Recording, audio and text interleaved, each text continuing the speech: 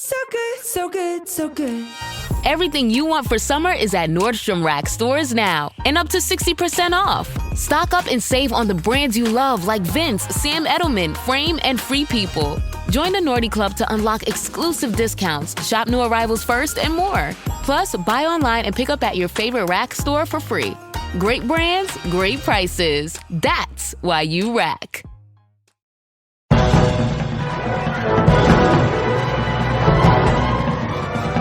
Hello and welcome. You know the drill. This is a podcast where we talk filmmaking, how to make them, how to get them made, and how you good people can go out there and get them made too. I am Giles Alderson. I am a writer, director and producer, as you know, and I'm currently over in Bulgaria, where I have just finished directing, helping out, being course tutor on Film Forge's latest film course. And I have to say, it has been incredible. The students have been amazing, and we have just wrapped on the film that we made for them. It has been brilliant. There are some stars in the making from that course, and some crew members as well. What a treat. More on that later, I'm sure. But if you haven't checked out Film Forge over in New Bojana Studios in Bulgaria, it's a proper film studio. New York sets, London sets. They've got a gulag, for God's sake. They've got about 13, 14 studios. They make Hellboy here, Expendables. I've made my movies here, and I'm currently prepping my next movie, which I'm going to be shooting over here as well. So, it's amazing. I love it. Regardless of that, let's get to today's episode and who we have on, because we've got a proper legend in the house, in the Filmmakers Podcast house. We're talking about a name that just screams big screen spectacle, who's consistently delivered those edge-of-your-seat, popcorn-spilling blockbusters that have defined generations of cinema. And not only that, but also my childhood. This feels like forever. Yes, I am that old.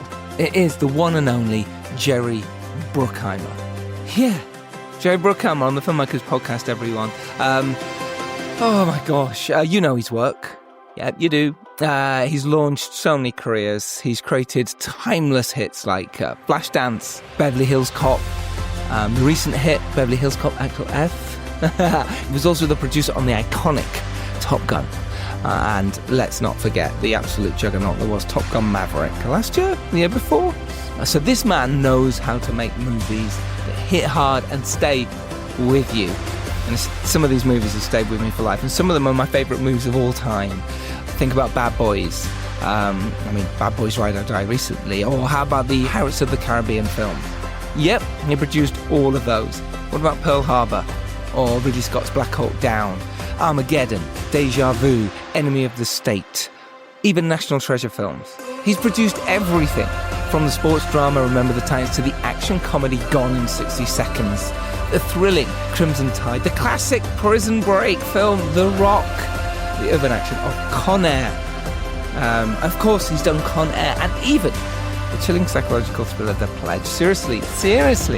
This list goes on, and it's not just on the big screen. He's also built TV empires with the CSI universe. That's Crime Scene Investigation, CSI Miami, New York, Cyber, plus fan favourite TV shows Without a Trace, Cold Case, Lucifer, and the Emmy-winning globetrotting The Amazing Race. What a career Jerry Bruckheimer has had over 5 decades. And an eye-watering 16 billion. I'll say that again, 16 billion at the worldwide box office. He's not just a producer, he's practically cinematic institution. He just seems to know exactly what audiences want. He's a force behind countless films and shows. He's a true visionary in my opinion, and he delivers every time. And we haven't just got Jerry Bruckheimer on the show. Joining Jerry is a returning guest, actually. He's a visionary director. It is, of course, Joseph Kosinski.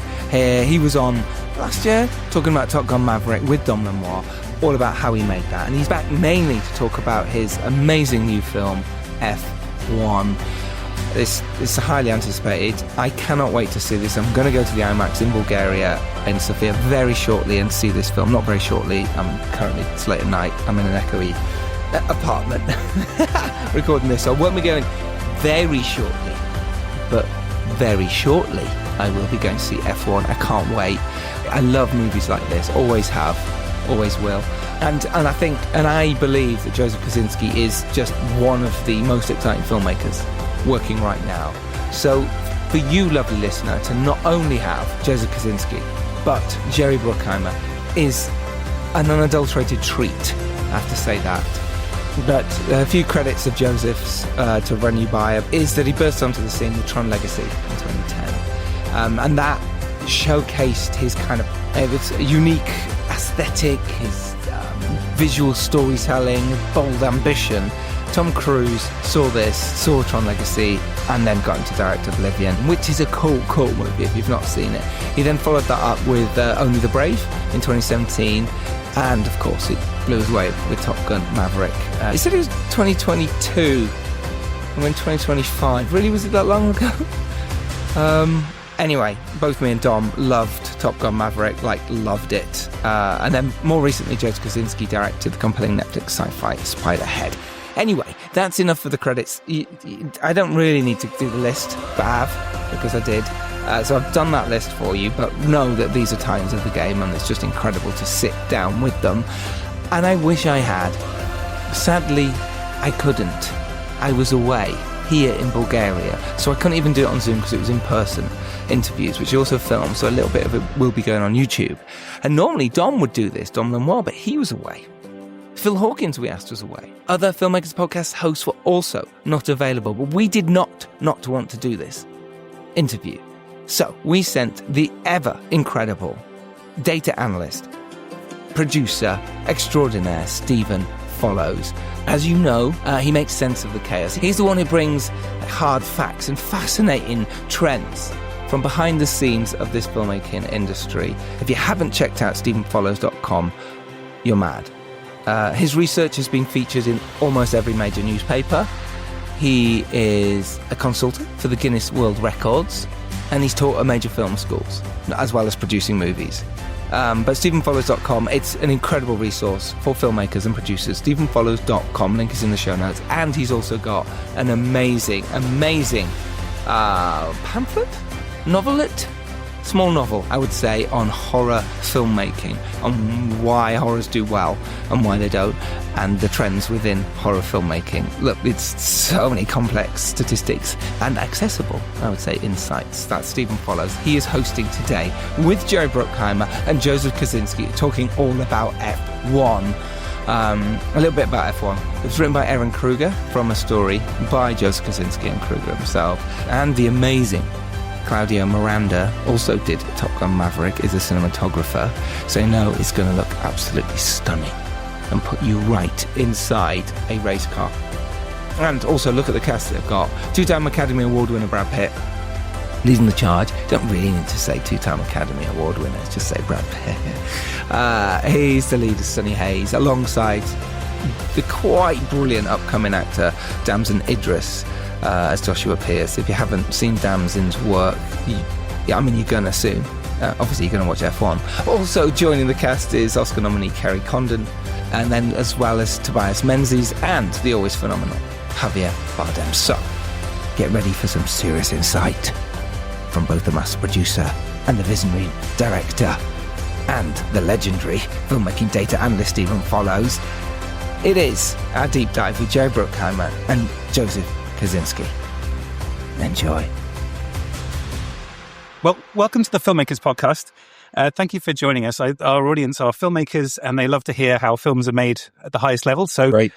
Welcome both of you. Thank you. Thanks for having us. I thought I'd start with you, Joseph, if that's all right.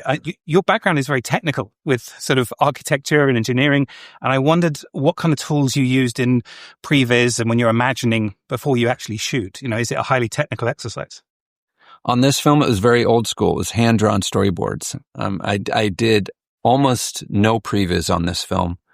I worked with one storyboard artist, which is kind of my favorite way to work right now. I think we did over 3,500 storyboards for this film over the course of about a year and a half.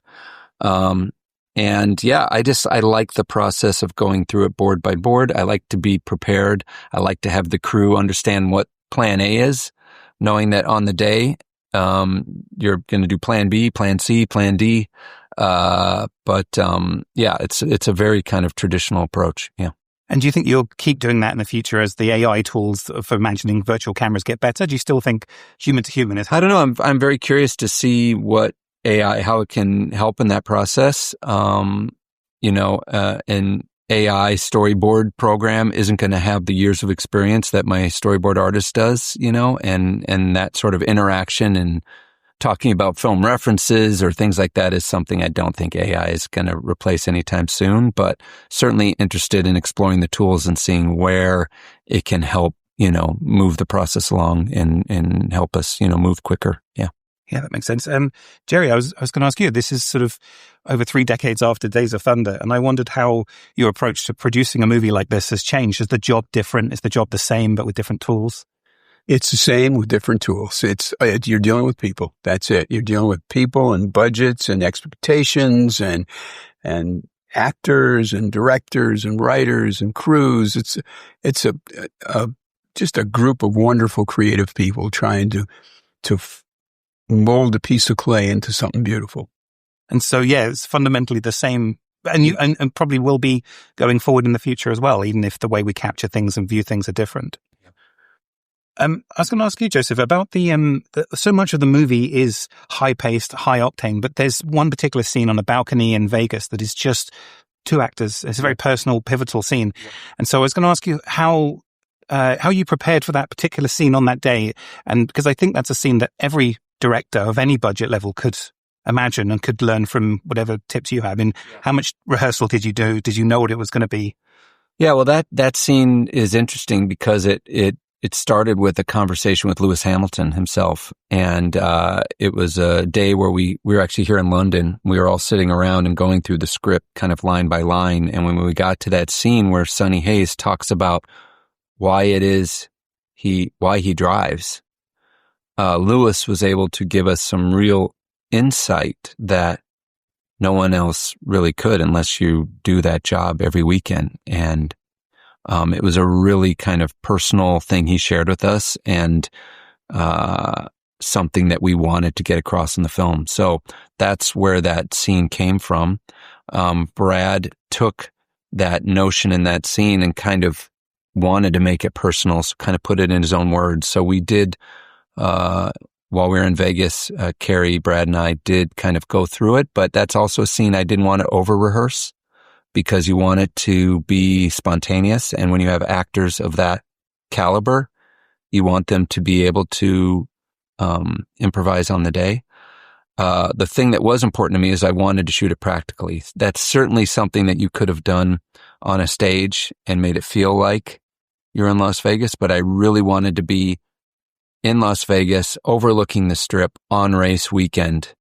And I do feel like when you make the effort to grab something like that in the real location, the actors do bring something. There is something fresh and different about it. The wind blowing in their hair and the sound of the traffic below. That's just 2 actors, doing what they do best, and was a really memorable night for me. Oh, it's a really important scene, and it really does tie the emotional story together really well. Were there many takes? Did it take a long time to capture that? Yeah, it was. It was definitely a few hours. It was very cold, which you wouldn't know from the actors. There was takes because there was, the reason you shoot live action is they wanted to explore different ways into the scene, and we kind of found it on the night. As we were shooting it. And, again, just have to give credit to both of them for really just giving an incredible performance. Oh yeah, no, it really stood out in a film that is so high octane to have a moment that holds you for a period of time when you've had adrenaline pumping through your body. To have those dynamics. You can't, there's just no way the audience could sustain 2.5 hours of being on the track. So, no, you have to find that rhythm, so that when the action happens, it grabs you. Thank you. Yeah. Jerry, I wanted to ask you, so in F1, the lead character is dealing with, issues wrestling with his legacy, vulnerability, male identity, things like that. And these are some themes that your films over the years have really, looked at. You've done quite a lot of iconic portrayals of men and masculinity and pressure and things like that. I wonder whether your personal view of masculinity has changed over the time that you've been making these kind of movies? Not really. It's the same. I look at it the same way. And, they were macho back when I first started, and they're still macho. I mean, just Brad wanting to get in that car and drive that car, and Damson wanting to get in that car and drive it. That's extraordinary. I mean, it's like Tom Cruise, and when we did Days of Thunder, he wanted to get in that car. So and they put the effort and time into it. They trained for 4 months, the two of them, starting in a road car, then going to F3, then F2, and that's the drive and the determination and the no quit and putting effort in every single day. And then when you get out of the car, you got to train, because it takes a beating on your body. You're hitting 5 Gs in those corners. You're aching when you get out of there. So do you think the portrayal of a lot of these iconic male characters in your previous films, you'd tell the same story if you were to go back and make them again in the current climate and current world? Or Well, you always modernize it a little bit. The dialogue, things change, fads come and go, but it's the same thing. We're in the transportation business. You sit down in that theater, we transport you to another place. And that's exactly what F1 does. It takes you inside a world. Chances are you'll never be a part of it. It's not a documentary about it. It's an emotional, fun, romantic ride. A great summer movie, fabulous soundtrack. It's something that you want to take the whole family to go see. It's engaging for everybody. You don't have to be a race fan. It doesn't matter. It's following Sonny's character. It's Rocky on steroids. That's what it is. And it's one of those movies that you sort of strap yourself in for rather than sit there cognitively breaking down every last thing. You feel it and you just sort of go with the flow. Yeah. And so on that, I was going to ask you about the theatrical experience. There's a study that was just published of 250 exhibition execs in the US, and half of them don't think that the cinema business will be the way it is now in 20 years. And I wondered what your views were of the theatrical experience, way of, consuming and watching movies. I don't think there's anything that can replace it. Being in a packed audience, watching it on a big screen with great sound. I remember 20 years ago, there was talk of video games replacing movies. It hasn't happened yet. And I think this summer so far has been a great summer for film and for movies. And hopefully F1 can be a part of that and keep the momentum going. But I don't think it's going anywhere. I agree 100%. I've been around a lot longer than Joe, and I remember that when television came in, they said, well, that's the end of movies. Now, who's going to go to a theater when you can sit in your home and watch television? Then it was the DVD, movie business is over. And then there was the 500 channels on TV, and then there was the streamers, and movies are dead. And you look at just recently Minecraft, how well that did, how great Mission Impossible did, how all these movies are getting big audiences because what? You have a kitchen in your home, yet you like to go out to eat. So every once in a while you want a good treat. And if we can give you a great treat and a great meal, they're going to line up to see it. Well, I know that a lot of people in that sector are very grateful for the work that you guys did on Top Gun. You and Christopher Nolan sort of sticking your heads out saying, no, we're going to keep the theatrical experience theatrical. And this movie being a good synergy. You've got Apple behind you, but you've also got a theatrical opening. I know that's appreciated by the community. Yeah. No, I think from the beginning when Jerry and I went out to kind of set this movie up, we went to all the studios. The thing we said from the beginning is this is a big screen movie. It has to be seen in theaters. And when Apple heard the concept, they agreed. Even though they've got this incredible streaming service, they knew that this was a movie that has to be seen in theater first. So they've been an incredible supportive partner on this, and we're really grateful for that. But what we found on Top Gun is people would watch in the theater, then they'd buy it, and then they'd watch it over and over again on streaming. Because if you give them an experience that moves them emotionally and excites them and has some romance and humor in it, I'm there. I'm buying my ticket. I want to stick my hand in my popcorn and sit there and sit back and have a blast. So that's what this movie does. You want to see it on a big screen on IMAX with a great sound, and you're there. You're in that world. Yeah, that's certainly how I felt watching it. Certainly. I mean, I'm not a fan of long movies, and this is longer than your average movie, but I didn't notice it at all because I was so gripped by the ride that I was on that by the end, Yeah, no, it is a very good sign. I was going to ask you about low budget filmmakers often have to use every frame they shoot, whereas you guys have the ability to be able to explore multiple areas and do pickups and things like that. So how much of the final film did you shoot in the pre-production, in the principal production phase, and how much was VFX or pickups or reshoots? Or we didn't have any photography after we finished. I was very.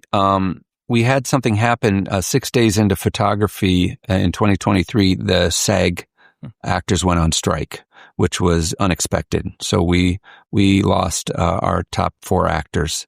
And like everything in life, if something like a setback happens, you have to find a way to turn that into a positive. So I switched from, directing actors to directing action. And I continued shooting for 38 days, and I shot every bit of racing action in this movie. I shot every insert of every pit stop. I shot every finger on every button on that steering wheel for this film, and was able to shoot things that maybe normally would have had to been done, in parallel, like a splinter unit or something. And then we had some time between the 2 seasons to go back and fix things in the script that could be better, come up with new ideas. And then when we came back in 24, able to implement those all into our shoot with our actors. So in some ways, I was able to improve it while we were making it. But we only finished shooting this movie in Abu Dhabi in December. So I only had 3 or 4 weeks before our first preview. So it was a process that, actually ended up being a great thing for the film, being able to shoot it in 2 pieces. But yeah, it meant that we didn't do any sort of pickups or polishes or anything like that. But I know that in the edit, you had to lose some plots for running time, as we discussed. Talk me through the process of sort of slowly realizing that and then having to make a decision, because it must be incredibly hard. These are scenes you love. It happens on every film. You put everything up in an assembly, and then you start distilling it down, and you find, the movie does speak to you, and you start figuring out what story is you want to tell, and you want everything to serve the main story. So, in this movie, maybe the assembly was 15 minutes longer than the final cut, and it's not something you do in one chop, you squeeze it down, you put it in front of an audience. The first time you put it in front of an audience, even if you think there's nothing to cut, you instantly feel 10 minutes, that first time. And then you make your trims, you go back and you find another 5, and then you make some more, you put it in front of an audience, and it slowly becomes less and less till you're really, by the final pass, you're looking for frames, to make it as condensed as possible. And that's where we ended up. Yeah. And also layering the characters. You got to layer them, and that's really important. And that's why you don't want to make it too short. You want to feel what they're feeling, and it takes time to set it up in the beginning so it resonates to the end. And that's it. The first act is so important to the third act, and you can't short shrift your first act. Yet you want to get the story started right away. So there's real manipulation there. Kayak gets my flight, hotel, and rental car right, so I can tune out travel advice that's just plain wrong. Bro, Skycoin. Way better than points. Never fly during a Scorpio full moon. Just tell the manager you'll sue. Instant room upgrade. Stop taking bad travel advice. Start comparing hundreds of sites with Kayak and get your trip right. Kayak. Got that right. And you had to lose a big plot around one of the characters. Now that's natural in the process, but that's very different to just shortening all the moments, shortening all the scenes. That decision is quite a big one. How does that happen? Does it just happen in the edit and you're like, what, we have to do this? Or do you have to go back to the studio and get sign off? And no, this is a process the audience will tell you, that's what I've learned. Like, listen to your audience, put it up. They'll tell you what their reaction is to the picture, and you just have to kind of work through it bit by bit. So it's not a big. You never do big moves, like Jerry said. You don't want to break anything. This is a movie that was working from the very, very first cut, so you don't want to break that, but you have to do it in small bits. I wondered, Jerry, what you thought about the conversation that's going on at the moment around films being shot in America or in the TMZ and that. I just wondered, what is your views on the current conversation around that? Well, we want to shoot movies that are authentic to where they're supposed to be. If you're supposed to be, we didn't want to shoot Silverstone over in Houston. And I mean, so you have to go where the movie actually takes place. And if you can do that, great. Sometimes what happens, the studio gives you a budget. They say, here, this is what we're going to spend on the movie. So to make it in America, in certain places, it's going to cost you a lot more than shooting it someplace else. So you get more on the screen in another place where they give you a break. You know, they give you some kind of return. Do you think that the American government or states should give more returns to? Absolutely. I think they have to support their one of their biggest exports. And who would that be, the government or the states or the cities? It's a combination. You work in Australia, they all give you a little something. Everybody chips in to keep the movies there. And I think we have to do the same thing. Was there any use of sort of AI replication of voices in the ADR or anything like that? Or were you able to use your actors for every single line? In the final picture, you use the actors to do all their own lines. The only thing I've seen ADR somewhat useful for is when you're trying new dialogue or new lines and you don't have access to the actor because they're on a movie or something. You can use it to kind of sketch in an idea and see if it works. And then wherever you land, you always get the actor to do the final bit. But there wouldn't be any use of, because that's one of the frontiers at the moment. A lot of people in post-production are having conversations around it's much easier to replicate a voice using AI than it is a whole person. And that might be the thin end of the wedge where people start to bring in synthetic performers. And I just wondered if that was anything you've got a view on. Well, we do it again, like we have a preview. And Brad was shooting in New Zealand or somewhere in the Outback and you couldn't get him. So if you have to put a word or two in, you do it. We've done it quite a bit, just basically for previews. And then when the actor becomes available, of course, his voice goes in. Fantastic. I think that's all my time. Awesome. Thanks so much. Nice to meet you. Yeah, thank you so pleasure. much.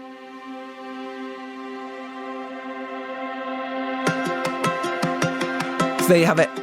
What a treat that was. I wish it was longer. I wish I'd been there.